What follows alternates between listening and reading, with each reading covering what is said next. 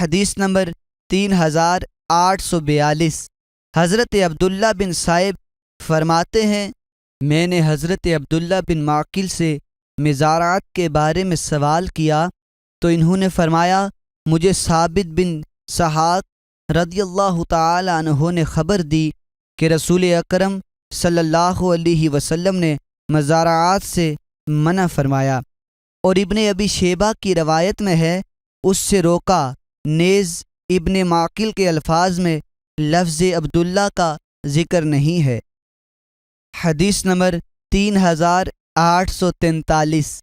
حضرت عبداللہ بن صائب فرماتے ہیں، ہم حضرت عبداللہ بن معقل کے پاس حاضر ہوئے اور ان سے مزارات کے بارے میں پوچھا تو انہوں نے فرمایا، حضرت ثابت رضی اللہ تعالی عنہ کا خیال ہے کہ رسول اکرم صلی اللہ علیہ وسلم نے مزارعات سے منع فرمایا اور زمین کو اجرت پر دینے کا حکم دیا اور فرمایا اس میں کوئی حرج نہیں۔ حدیث نمبر 3844۔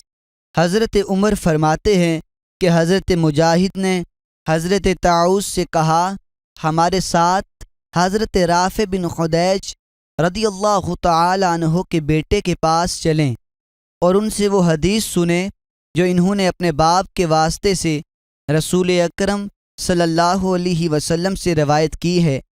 طاؤس نے مجاہد کو جھڑکا اور کہا، اللہ کی قسم، اگر مجھے علم ہوتا کہ رسول اکرم صلی اللہ علیہ وسلم نے اس عمل مزارعات سے منع کیا ہے تو میں یہ عمل نہ کرتا، لیکن مجھ سے اس شخص نے بیان کیا ہے جو اس بات کو ان لوگوں سے زیادہ جانتا ہے۔